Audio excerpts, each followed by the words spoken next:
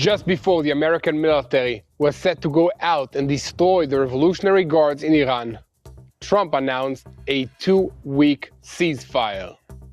In Iran, they celebrated victory.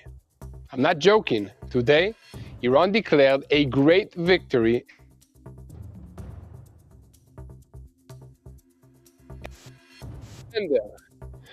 about an hour and a half before Trump's terrifying ultimatum was due to take effect. A 2-week ceasefire in this war was announced.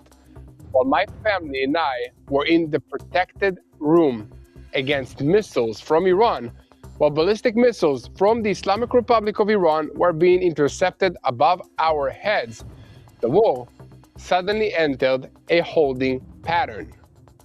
President Trump of the United States announced a 2-week ceasefire with Iran. American Secretary of War Pete Hegseth declared, "We won decisively." Iran begged for this ceasefire. In Iran, they made it clear, this is not the end of the war. Trump is demanding the immediate opening of the Strait of Hormuz. The media in Tehran published the 10-point plan that was passed to the United States and claimed that it also includes compensation, recognition of Iran's right to enrichment of uranium, and the withdrawal of U.S. fighting forces from the entire Gulf. And regarding the Strait of Hormuz, the Revolutionary Guards claimed that ships will pass in coordination with Iran. And meanwhile, according to the reports, Tehran will also collect a fee for passage through the strait. As I said, this is the plan according to the Revolutionary Guards, but on the other hand, President Donald Trump wrote on Truth Social that they are lying.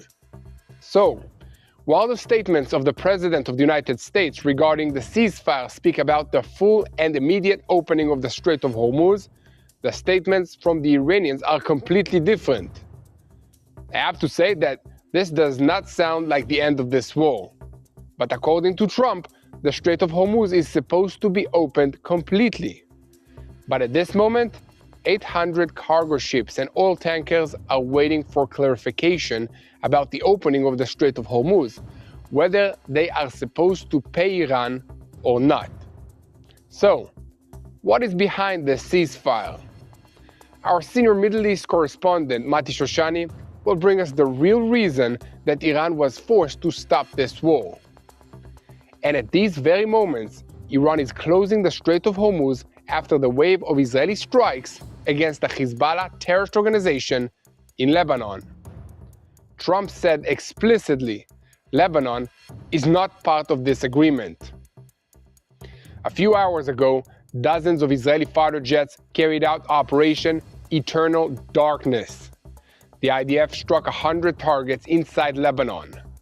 The IDF is hitting Hezbollah, their operatives, and all this terrorist organization that are leaving the Dahia district in Beirut.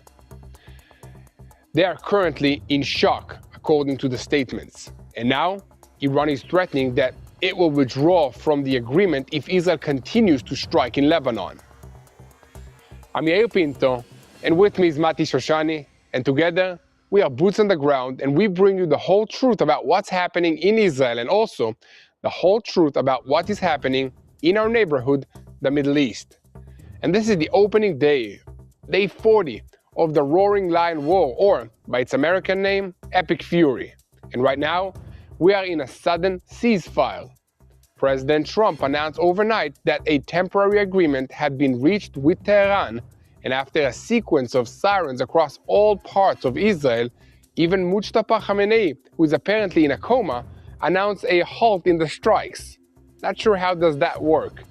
But negotiations between the United States and Iran are expected to open on Friday in Pakistan, while in the meantime, the IDF continues its activities against the Hezbollah terrorist organization, which is an Iranian proxy in Lebanon. So, is the war over? Are we going back to our normal routine? The President of the United States announced that he is prepared to suspend the strikes for the next 2 weeks, subject, of course, to the Iranian agreement to the full opening of the Strait of Hormuz. According to him, most of the military objectives have been achieved and an Iranian proposal has been received against the background of contacts that are mediated by Pakistan and progress towards a broader agreement. Trump issued several statements laying out the lines of this agreement. Iran will not enrich uranium, the president declared, and added that we will take out with them what is buried underneath the ground. The President of the United States said that Iran has gone through what he called productive regime change and declared that the Americans will discuss tariffs and sanctions relief with Iran after Tehran announced that Washington had accepted their 10-point proposal. And meanwhile, Israel stopped the strikes in Iran and turned to Lebanon, a massive wave of strikes against the Hezbollah terrorist organization. Dozens of Israeli fighter jets carried out Operation Eternal Darkness, in which, amongst other things, intelligence headquarters, launch infrastructure, and Radwan commando forces and their assets were attacked. The Lebanese health minister stated, 89 terminated and more than 700 wounded. The American Secretary of War delivered a statement after the announcement of the ceasefire with Iran and said, in less than 40 days, we neutralized one of the largest armies in the world. In addition, he boasted and made clear, if Iran does not transfer the uranium to us willingly, we will do it ourselves. Prime Minister Netanyahu of Israel announced just now the United States did not surprise us. This is a station on the way to achieving the objectives. Prime Minister Benjamin Netanyahu said in a statement regarding the ceasefire that if we had not gone out to Lion's Roar and to Roaring Lion, all the Iranian operations and wars, Iran would have long ago had a nuclear weapon and many thousands of missiles to destroy Israel and threaten the existence of all of us. We pushed the terror regime back by years. The enriched material will leave Iran by agreement or by renewed fighting. Israel and the United States see eye to eye on this issue. Prime Minister Benjamin Netanyahu said that the temporary ceasefire came in coordination with Israel. The Americans did not surprise us at the last moment. And this is not the end of the war, but a station on the way to achieving all of the objectives. Prime Minister Benjamin Netanyahu said in a statement regarding the ceasefire that if we had not gone out to as a lion or to Roaring Lion, the operations, Iran would have long ago had nuclear weapons and many thousands of missiles to destroy Israel and to threaten all of us. We pushed the terror regime back by years. The enriched material will leave Iran by agreement or by a renewed fighting. And Israel and the United States see eye to eye on this issue. And Trump added an unusual threat today. Any country supplying military weapons to Iran will immediately be subjected to a 50% tax. The American president issued an ultimatum against the background of heavy concerns over continued Iranian rearmament with the help of its allies, China, Russia, and the new North Korea. Lebanon is outside the game of this war. Trump is giving a green light for the continuation of strikes against Hezbollah in Lebanon. Iran claimed that Lebanon is included in the ceasefire agreement with the United States, but Trump says otherwise and said that the IDF strikes against Hezbollah are acceptable to him. That's part of the deal. Iran is now issuing an ultimatum regarding the continuation of the talks. Ceasefire in Iran.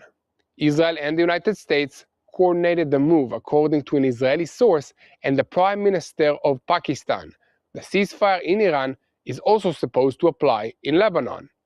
On the other hand, Netanyahu made clear that, from Israel's point of view, the agreement refers only to Iran and not to Lebanon. And at the same time, Trump announced that he will continue negotiations on the nuclear issue. And in Iran, they are threatening to withdraw from the ceasefire. And Trump replied, Hezbollah is not included in the deal. A senior IDF official stated, the goals of the war in Iran and in Lebanon have still not been achieved. The Iranians are fully committed to Hezbollah, their terror proxy in Lebanon, and there may be still more fire towards Israel. The Iranians announced that we will withdraw from the agreement if Israel violates the ceasefire. The Houthis in Yemen are threatening together with Iran and announced Yemen stands with Lebanon and with Hezbollah. A senior Yemeni source told the Lebanese network El Mayadeen, which is an affiliate of Hezbollah, following the broad wave of IDF strikes in Lebanon, Yemen's hand is still on the trigger because we understand that the agreements of the criminal are only ink on paper. Yemen stands with Lebanon, and Hezbollah will not be alone on the ground. In Iran, they're threatening, in response to the strikes in Lebanon, to close off the Strait of Hormuz once more. President Donald Trump wrote on Truth Social that people who have nothing to do with the negotiations with Iran are spreading agreements, lists, and also letters. In most cases, they are frauds. And worse, they will be exposed quickly after our federal investigation is completed. Trump also wrote that there is only one set of points that has meaning and is acceptable by the United States, and we will discuss them behind closed doors in the negotiations. So, as you can see, there's a lot ahead of us. So let's dive into the details. I'm Yair Pinto, and with me is Mati Shoshani, and together we are boots on the ground, and we bring you the whole truth about what's happening in Israel. And this is day 40 of the war against the Revolutionary Guards in Iran, which is the head of the crumbling axis of evil in the Middle East. And 1 second before we begin, I want to call on you to keep spreading the truth, share our content with as many people as possible, click on the subscribe button, join our TBN Israel YouTube channel, and most importantly, do not forget to look for me, Yair Pinto, and for Mati Shoshani on our social media platforms so you can get the full picture behind the scenes of what it's like to live in Israel under this war. Our senior Middle East affairs correspondent, Mati Shoshani. First question to you is, how are you doing? Looks like it's a lot hotter in your place, even though it's about 20 minutes from where I'm standing. I've just been moving nonstop all day. I'm still hot. It's quite cold here. I'll put on a jacket in a bit if it makes you feel better. No, all good. As long as you're wearing the very nice boots on the ground t-shirts that, by the way, all of you can get it at our website, shop.tbnisrael.com. We have all the boots on the ground merchandise, and you can all look like the one and only Mati Shoshani. But Mati, I need your help because it's very, very complicated, and I don't know what's happening. Can you explain us? Yeah, you're not alone in that, Yael. We were talking before we started this live. There's a lot going on, excuse me, and it's quite confusing. It's quite confusing because there's a lot of conflicting information.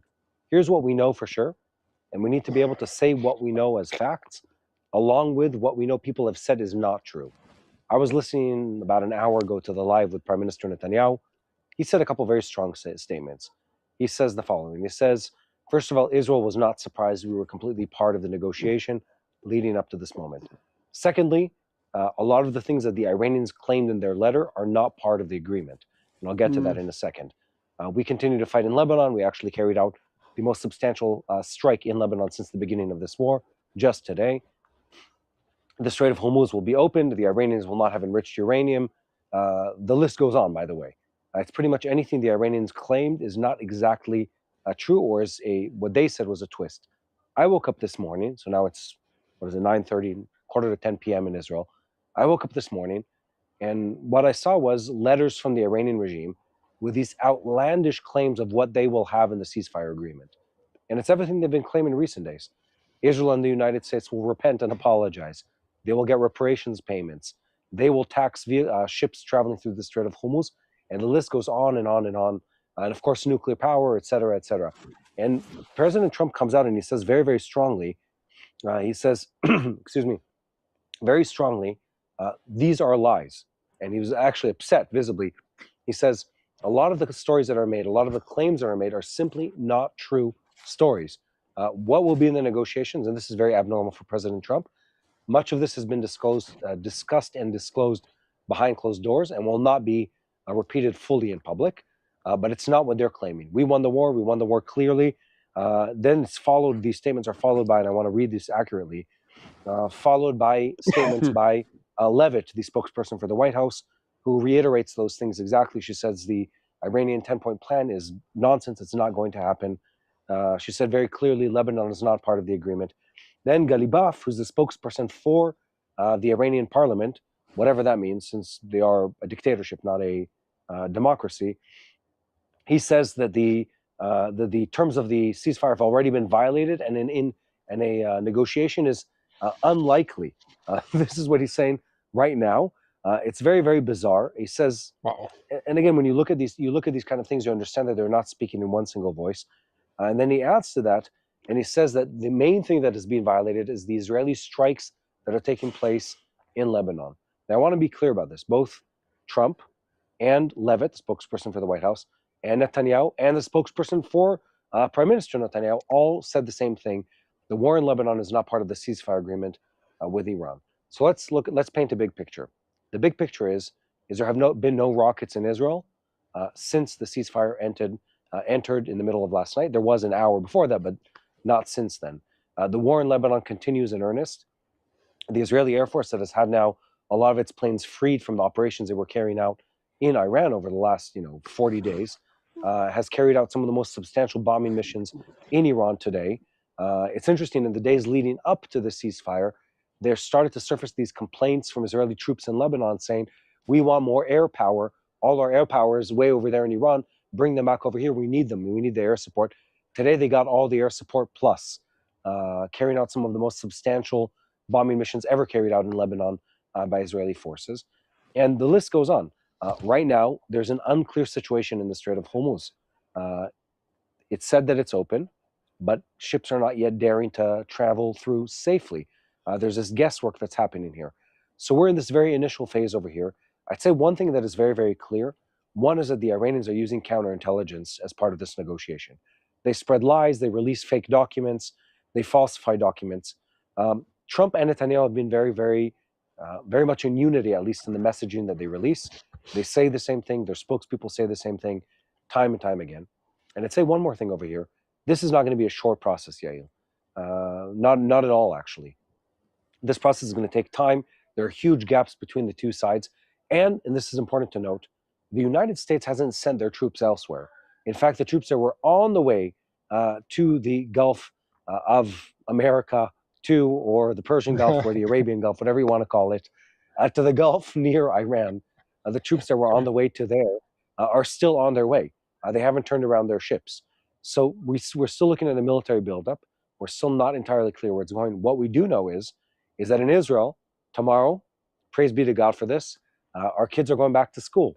I think every parent in Israel has a huge sigh of relief. It's been a month and a half of the kids not studying. That's happening tomorrow, so that indicates what our government thinks about the safety. There have been no missile launches, except for in Israel, Israel's north, where Hezbollah has continued to launch some missiles today, but very few and not to great effect. So there's a lot going on. It's not entirely clear where we're going. The main thing that we know is that there is an active negotiation taking place. We also can tell clearly that the Iranians are not speaking necessarily in one voice, and they're not happy with the situation. And the third thing we're seeing is that the United States and Israel are very much working in tandem on this project. It's not Israel without the U.S. It's not the U.S. without Israel. They're still having a very, very unified front versus Iran versus other countries in this sense. So, can you explain? I mean, because Donald Trump is stating that Iran lost. So why did they lose? Because it's very hard to understand. If we won this war, then why are they celebrating, for one? Why can they keep launching rockets, for two? And why, three, how can they still keep threatening that the Strait of Hormuz will be closed? So why did Iran lose? And what did it lose? It's a great question, Yael, because in everyone's head, I think when we imagine the words "someone loses in a war" or someone signs a let's call it it's a temporary ceasefire agreement. Excuse me. We expect that one of the sides would have a white flag, but that doesn't really happen in wars anymore. Most of the wars that take place in the last 50 years plus are asymmetrical wars. One side that is far more advanced technologically and when it comes to weaponry, and the other side that fights a war of attrition or a war where they're using or guerrilla warfare or proxies such as the Iranians do. So I don't think if we were looking for an image where there'd be convoys of IRGC leaving Tehran with white flags on their vehicles, that wasn't unrealistic. That's not what we were expecting. Where has the US and Israel won against the Iranians? We've removed their leadership, hundreds of individuals at this point who were the echelon of every government type in the country.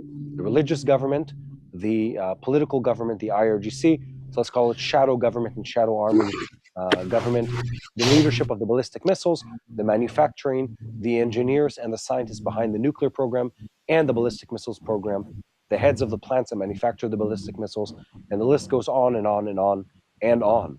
We're talking about over a month straight of targeted assassinations of the top tier leaders within Iran. That's substantial. Two, substantial damage to military infrastructure. The ships, the tanks, the aircraft, every munitions depot in the country have been struck and have been eliminated to the point where you would say that the military unit doesn't exist anymore. Much of the ballistic missiles don't exist. Netanyahu said something interesting in the press conference today. He said the Iranians still have ballistic missiles, but they no longer have the ability to manufacture ballistic missiles. We've taken that away from them, and now it's only a question of time of when they fire the last ballistic missile that they've been hiding away, because the factories that make the missiles are gone. The majority of the launchers are destroyed. The factories that made the propellant, the liquid fuel or the solid fuel, have been destroyed. The logistical chains of supplying those factories are non-existent, and the individuals who were at the head of those programs are no longer alive. So that's substantial in that sense. Two, the country has taken a hit to its infrastructure, although not to a dramatic degree. And the third part, I think, is a morale issue. Now, once more, the Israeli and American forces have been flying uncontested over Iranian airspace. This time, there were also sort of, for a brief period, American boots on the ground and Israeli boots on the ground, according to some reports, in the operation over the weekend of rescuing the pilot and the WISO, the weapon system officer, out of Iran. And the Iranians were unable to stop the American operations and the Israelis on the ground in Iran. So it's a very long list of humiliation, a very long list of assets that have been lost by the Iranians. But this is a very important but here. That doesn't mean that they can't fire missiles or drones at ships traveling through the Strait of Hormuz for two main reasons. Ships that carry oil are big and slow. They travel at the speed of a slow bike ride, and they do so while they're the length of 3 football fields. Very hard to miss. Very hard to miss this Exactly. target.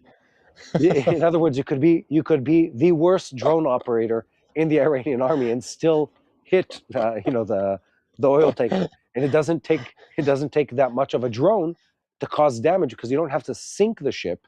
What you have to do is have a picture of it hitting the ship, and then the ship turns around, and every insurer around the world calls and says, "Don't dare send your ships. We don't want our ships sinking to the bottom of the Strait of Hormuz. It's very expensive to build an oil tanker.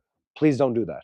So you have this very, very problematic relationship there, where it doesn't take much to threaten a ship from not traveling through. And I'd say there's one more element here, which is even if the Iranian government fully gave into whatever American request was made, whatever terms were presented before them, there still might be factions within the IRGC or within the Basij that would say, we don't accept those terms. We have some rogue unit somewhere, some rogue, let's call it frogmen in Zodiac rubber boats with a bunch of RPGs and anti-boat, anti-ship missiles, and they're going to knock out some tankers. So this really is about stabilizing the situation and not trying to say we'll fully eliminate the Iranian ability to do anything ever. One last thought here, Yair, is that in the wars that have been fought in the last decades, once again, we see agreements or a status quo of fear is what brings the end of the armed conflict phase of things. We no longer see governments give in completely because this isn't a country-on-country war. The Iranian army never tried to fully oppose the American or the Israeli forces. They were using proxies throughout this entire process, and the threat of using terrorism. They never said, we will beat you in the battlefield. That never was on the table. And the Iranians are still fighting through Hezbollah in Lebanon, Yair. As we speak right now, there are many Israeli troops, our friends, our comrades, who are fighting in Lebanon against Hezbollah, who's a proxy trained, funded, and sent by the Iranians. So they haven't stopped that completely. They're still trying to do that. And Israel has looked at this opportunity and said, if there was a question of whether or not we won, we want to make it abundantly clear and incredibly painful that we're going to remove Hezbollah fully, and there is no ceasefire agreement when it relates to Hezbollah, which is a lesson learned by Israel. I think that's, aside from the question of did we win or not, a lesson learned by Israel where we will not let the threat of violence from an enemy be something we go to bed comfortably at night with. We will fight them until they're no longer a threat, as it should be. Exactly, Mati. Last question.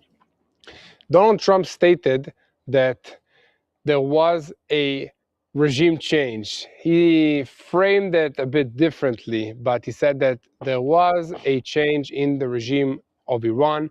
What does that mean? Because the IRGC is still in control. Is Mujtaba not in control, or who's controlling Iran? We don't know. Mustafa, who's the supreme leader, it's interesting. You really have to ask yourself the question: why are they speaking in so many different voices? Why does one faction in the Iranian government say yes, we're negotiating and we're moving forward, and then Ghalibaf, who's the so-called moderate that we keep talking about, he comes out and says absolutely not. We don't accept any of your terms. Here's what we really know: the way Trump looks at this, and we've heard this from several different elements in the Trump White House. They say the following. They say we've replaced effectively the leadership of the Iranian people. What does that mean? Those who led Iran, on the 28th of February, no longer lead Iran. That is a true statement. They've all been replaced by others. Then there's a follow-up statement.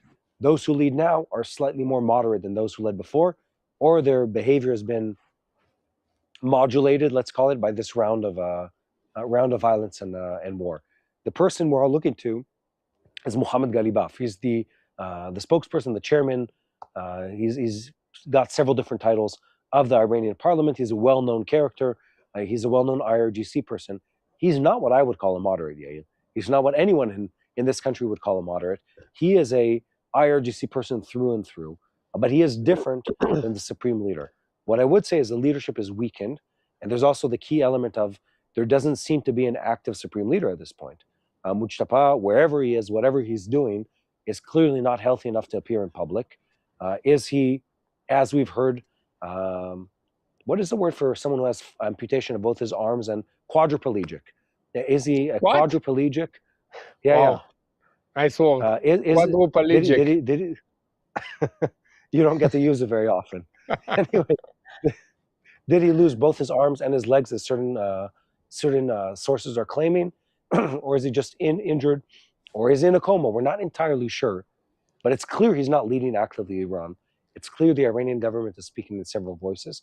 And yes, there was some type of regime change, although without any doubt or any hesitation, I'll say, it's still the Ayatollahs and IRGC who rule Iran and rule without any substantial resistance to their regime. That's the bottom line here.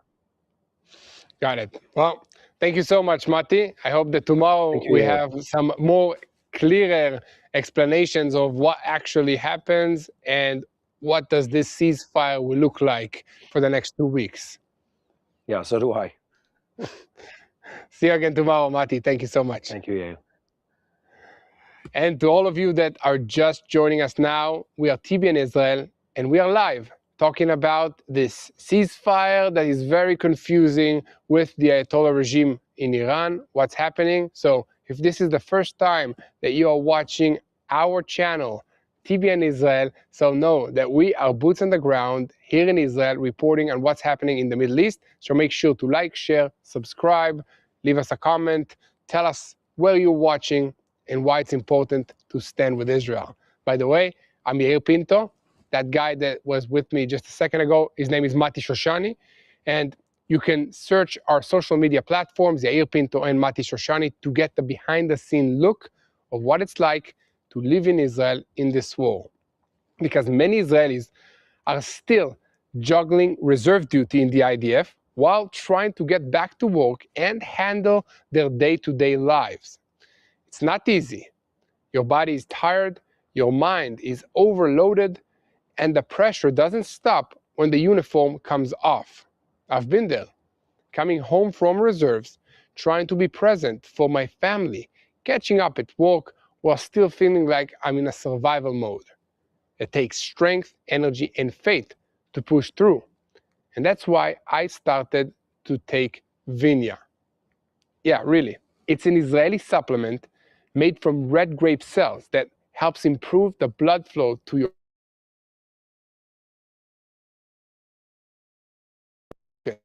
energy and fewer days of that foggy, burnt out feeling. You know what I'm talking about, right? So I started using my.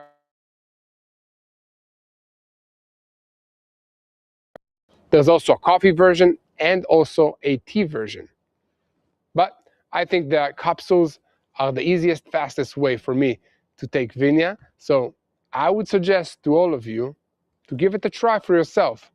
Just go to vinyatbnisrael.com. Again, that's vinyatbnisrael.com. Or you can also call 800 638 1944.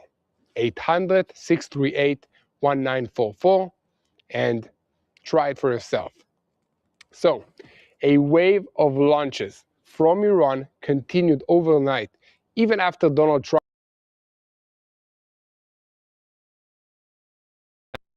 Explosions were heard in Bahrain, and at the same time, the IDF kept striking in southern Lebanon, including a vehicle near Tyre and buildings that received evacuation warnings just minutes before the strike. So, what exactly began overnight in the Middle East? A ceasefire or just a short pause inside a war that still has not decided whether it is stopping or simply changing its shape? Because this is day 40 of the Roaring Lion War, or by its American name, Epic Fury. And this day did not begin quietly. It began with operational, diplomatic, and psychological confusion. On one side, US President Donald Trump announced at around 1:30 a.m., just an hour and a half before his deadline expired, that he was stopping the bombings and the strikes in Iran for 2 weeks now. On the other side, missiles are still being launched, sirens were still sounding, and major gaps were already appearing between what Washington said and what Tehran claimed, what Pakistan promised, and what Israel actually accepted. If we look at the night in order, we first see the last-minute tactic. Only hours earlier, Donald Trump has insisted that if there were no agreements, Iran would face a very severe blow. Then, right before the deadline, the announcement came, a 2-week bilateral ceasefire conditioned on a full, immediate, and safe reopening of the Strait of Hormuz. Trump wrote that all military goals have already been achieved and even exceeded, and that the 10-point proposal that Iran had submitted was a workable basis for negotiations. Later, he went even further and said that Iran could begin reconstruction and that this could become the golden age of the Middle East. But while that post was still fresh, the reality remained cold and very sharp. Missiles kept coming out of Iran. According to one update, around 10 ballistic missiles were launched in several waves towards wide areas of Israel. In Iran, it was reported only shortly before 4 a.m. that Mustafa Khamenei had instructed all military units to stop launching missiles. In the Iranian wording, this was not the end of the war. It was an order to stop firing, while stressing that the finger was still on the trigger. There was no real sense of calm in the Gulf neither. In Bahrain, sirens were activated. Later, there were reports of injuries and damage in the strait area from fragments that fell after an Iranian drone was intercepted.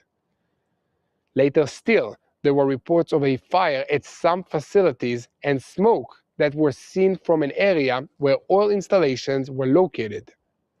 There were also regional reports of missiles and drones that were fired towards Kuwait and Qatar, and of interceptions there.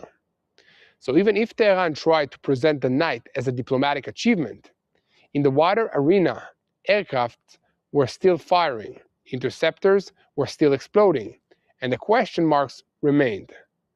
This is where we need to pause on the central feature of this day. the gap, because every side is trying to frame the agreement in a different way. Trump is saying a total and complete victory for the United States. The White House adds, "We achieved our military objectives and even exceeded them, and the maximum pressure created an opening for a long-term peace." Israel says the United States coordinated this in advance. Iran opened Hormuz without receiving any of its prior demands up front, and the coming negotiations are supposed to deal with removing the nuclear materials, stopping the enrichment, and eliminating the ballistic missile threat. Iran says the opposite. Almost all of the war's objectives were achieved. The enemy was brought to despair, and the United States was forced to accept our 10-point plan as a basis for negotiations. In short, everyone is claiming victory. And when everybody claims victory, it is usually a sign that the war has not yet said its final words. At the center of the dispute is that same 10-point plan. Trump said it was workable.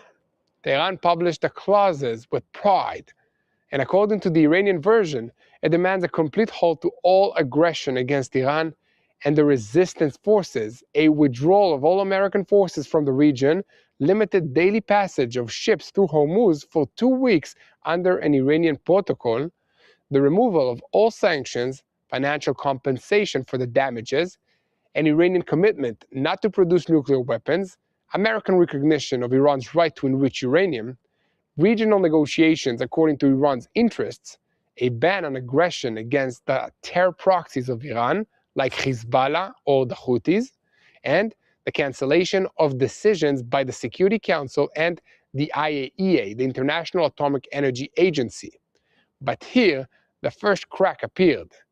It was claimed that in the English version sent to the diplomats, the clause recognizing Iran's right to enrich uranium did not appear in the same way.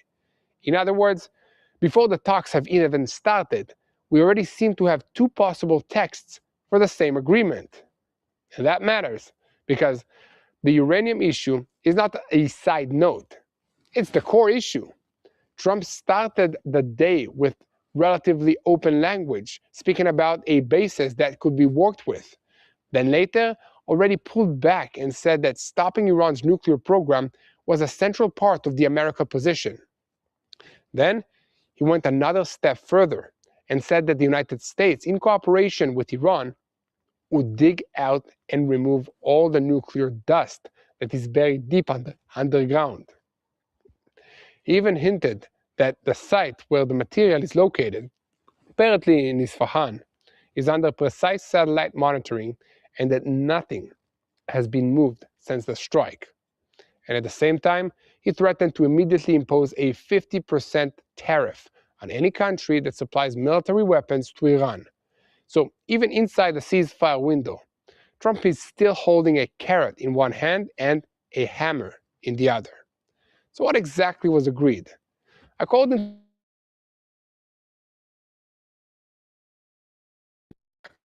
the Iranian version, something much broader, including some degree of recognition of its control over the Strait of Hormuz and a framework that includes all the resistance fronts.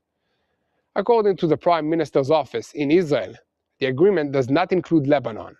According to the Pakistani Prime Minister earlier in the night, it does not include Lebanon and other fronts.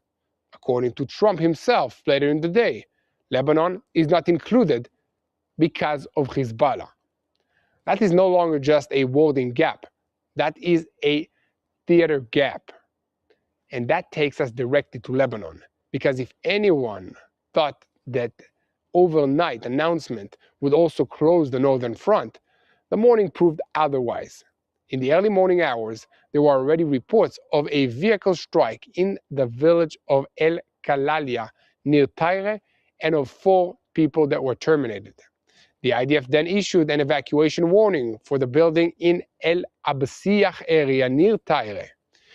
Regional council heads in the Galilee said that they had received clarification from Northern Command that the ceasefire with Iran does not include Lebanon and that there was no change in the instructions. And then came the truly major blow. The IDF launched Operation Eternal Darkness.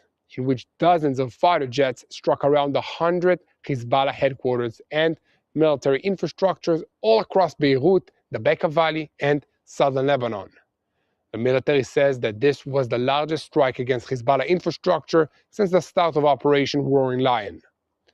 The targets included intelligence headquarters, command centers that are used for planning terrorist operations, headquarters belonging to Hezbollah's fire and naval arrays, and assets of the Radwan Commando Force and the Unit 127. This operation was not improvised.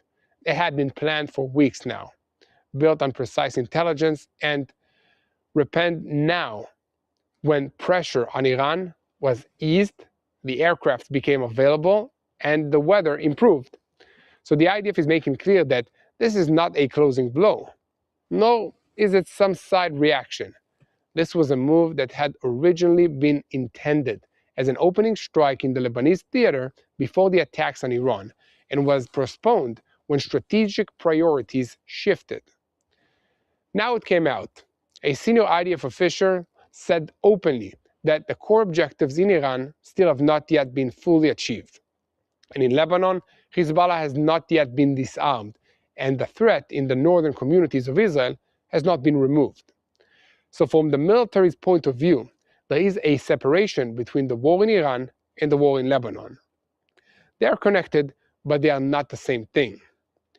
This is where the ground dimension also enters the picture, because according to the reports, Commando Division 98 joined the ground maneuver in Lebanon in recent days. After focused ground activity in southern Lebanon, IDF forces completed their stabilization along the anti-tank line.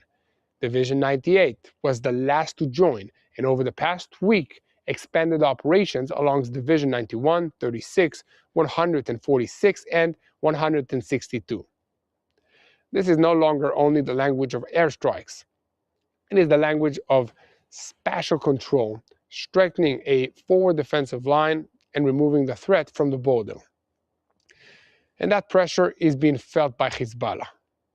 The IDF Arabic language spokesperson stated in separate messages that Hezbollah has been leaving Dahya in Beirut, the Shiite stronghold that they reside in, and spreading northward into mixed areas of that city.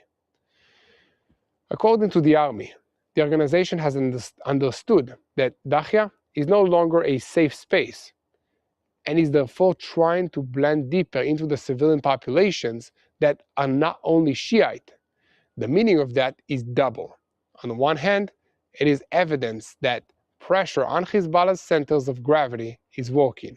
On the other hand, it appears a far more complex arena ahead, because once the enemy leaves its own stronghold and moves into mixed urban areas, every strike becomes more sensitive, more complicated, and more dangerous politically as well. So, by the way, if you're joining us right now, make sure to hit the subscribe button, tell a friend, leave us a comment, share where you're watching from. I'm curious. And also, we are TBN Israel. We are reporting every single day about what's happening in this war from Israel. The name of the show is Boots on the Ground, and we're happy to have you with us if this is your first time. So, if you want to understand not just where these airplanes struck, but also why they struck now and what it means for the days ahead, this is exactly the time to understand deeper, to know what's happening, and also to pray for the situation. Because in today's Middle East, anyone who only sees the explosion and not the full story is missing a big piece. And that's what we're trying to do here. So, Hezbollah conveyed through Arab media that it was giving the states that brokered the agreement a chance to enforce it on Israel, but that the resistance would not accept the situation in which Israeli strikes continue as if nothing happened. In simple words, they have not fired yet, but they are keeping the threat in the air. And in the army, the assessment is that they are stunned by the strikes and still trying to understand the scale of the damage. And that same military source said that the military intelligence managed to generate a long list of targets and personnel that were hit in parallel within 10 minutes. He added that the IDF is continuing a manhunt, especially against mid-level commanders, because hitting them directly is affecting Hezbollah's field operatives. That is an important detail. It is not only the top leadership that matters.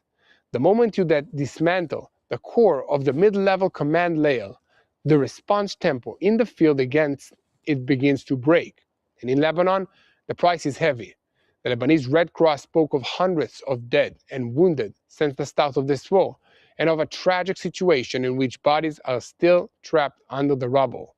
Buildings have collapsed, and hospitals are filled to capacity. According to one report, Beirut alone has seen more than 300 dead and wounded since the start of this war. And regarding today's wave, there are also reports of 254 unalived and more than 1,100 injuries across Lebanon. So another report mentioned 28 terminated and 36 wounded in the Bekaa Valley in Lebanon. Even if there are discrepancies between the figures, the direction is clear. The blow was broad, it was fast, and it was multi-theater. Politically as well, Lebanon is trying to pull the world in. Prime Minister Nawaf Salam attacked Israel, spoke of strikes on densely populated neighborhoods, and called on the international community to stop what he called aggressive policy. Parliament Speaker Nabih Berri claimed that Lebanon is indeed included in the agreement and that Israel is trying to undermine it. Lebanese sources says that they are working through international channels to pressure Israel to respect the ceasefire while emphasizing their commitment to disarming Hezbollah through state institutions. The problem is that between declarations and implementation, Lebanon still has not done what Israel expects it to do. And from here, we jump east again to Tehran and to Hormuz, because even if there is a hot war in Lebanon, the diplomatic center of gravity of this day remained the Strait of Hormuz. Trump built the entire overnight announcement on a full, immediate, and safe reopening of Hormuz. The White House even declared that Trump had brought the reopening of Hormuz. But hours after the announcement, traffic in the strait simply had not resumed in practice. According to the shipping data, there were almost no vessels moving through the strait.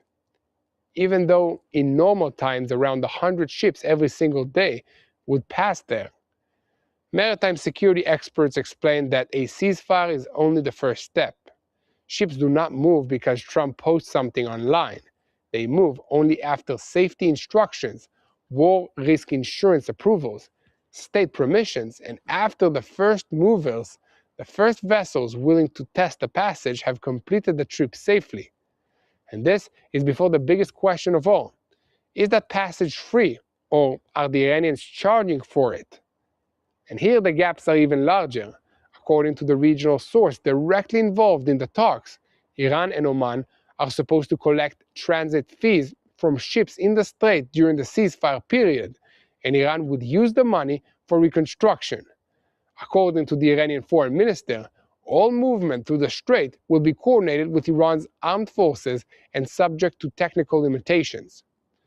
Other reports have already stated that in the past some vessels paid $2 million per crossing, and elsewhere there was talk of a system of $1 per barrel of oil, payment in crypto, and explicit threats against anyone crossing without permission. There's also a report that at least 2 tankers passed safely with Iranian approval. In other words, if anyone in Washington tried to sell a free reopening on the ground, the Iranians are trying to sell a more expensive form of the Iranian-managed passage. And this is not symbolic. It is about power, because hundreds of ships are currently waiting inside the Gulf.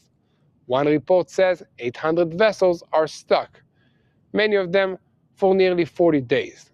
Elsewhere, there were figures of 426 oil tankers, 34 LPG carriers, and 19 LNG tankers.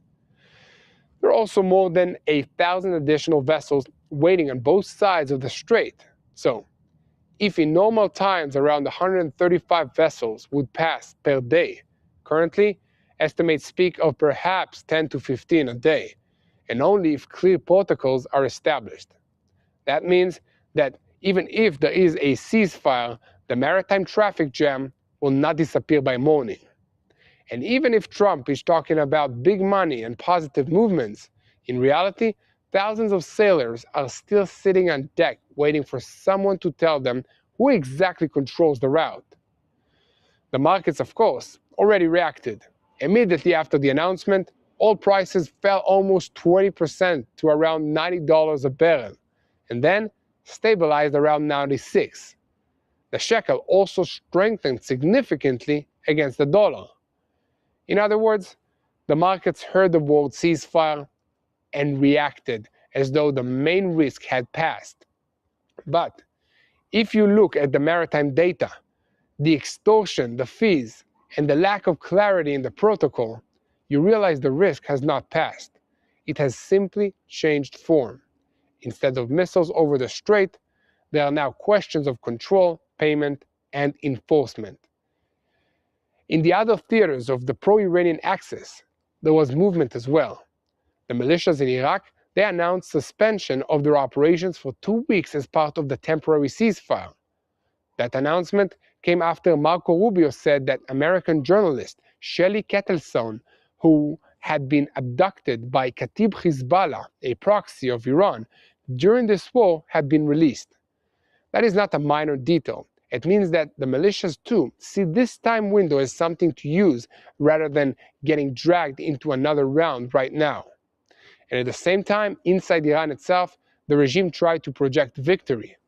Regime supporters went into the streets, waved pictures of Mustafa Khamenei, burned Israeli and American flags, and tried to send a message that the system had absorbed the pressure and imposed its terms. But standing opposite that image is another one, also very sharp, coming from Iranian opposition-style analysts. The ceasefire is not a victory by a forced retreat, but by weakened regime that was badly hit militarily, intelligence-wise, economically, and also politically, and had to stop in order to not collapse. That line of analysts lists a long series of damages. Revolutionary Guard commanders terminated, intelligence organs hit, bases destroyed, petrochemical industries wrecked, air defenses systems severely degraded, police and repression centers damaged, and an economy facing a cumulative wave of war damages. That is a very important point for understanding Day 40, because even if the overnight announcement looks dramatic, it does not erase the 39 days that came before it. The Iranian regime did not enter these talks from a comfortable position. It entered after a massive pounding of infrastructure, after the loss of senior officials, after a partial maritime chokehold, and after an explicit threat against power plants and bridges. So the real question is not who wrote victory first. The real question is what each side still hold if the talks fail. And the answer, at least according to today's declaration, is that all sides still hold a lot. Trump already hinted that if the terms are not good, we will go back to it very easily and very quickly. Prime Minister Netanyahu said this evening that the United States did not surprise Israel, that the ceasefire is a station on the way to achieving the goals, and that Israel is ready to return to fighting at any moment if needed. He stressed that enriched material will leave Iran either by agreement or by renewed fighting.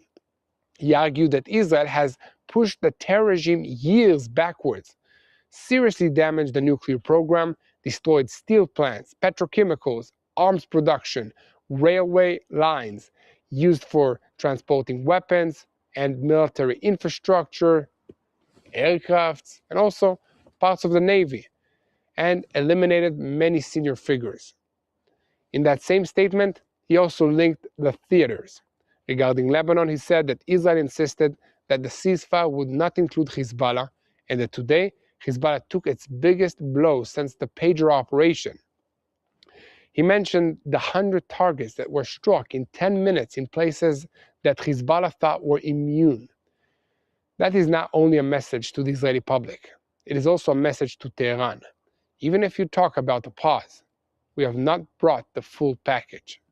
Because, indeed, in Iran, they already threatened that if Israel continues striking in Lebanon, they may withdraw from the agreement. Foreign Minister Abbas Araghchi of Iran wrote that the ball is now in Americans' hands, either a ceasefire or continued war through Israel. Iranian agencies are already quoting security sources threatening Israel with retaliatory actions against military targets if the strikes in Lebanon continue. In other words, the ceasefire, as it currently stands, has not truly separated Iran from Hezbollah in Lebanon.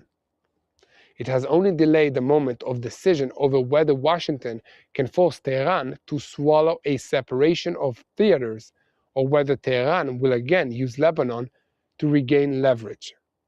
And that may be the center of gravity of Day 40.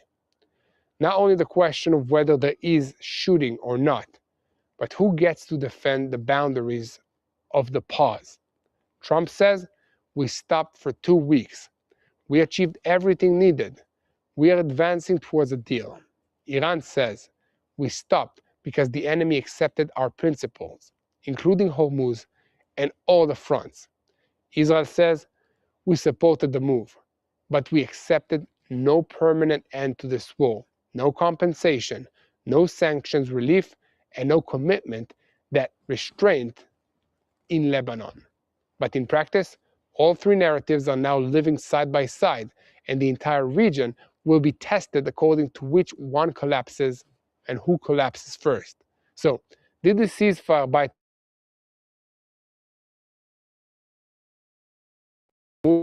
be open or not? Or has it simply shifted into a more expensive Iranian management model? And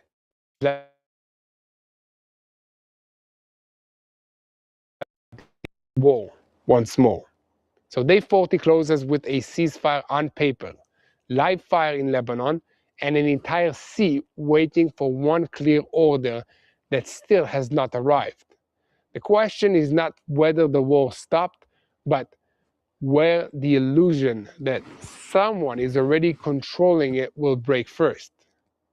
So, what I'm calling on you to do is to help us spread the truth.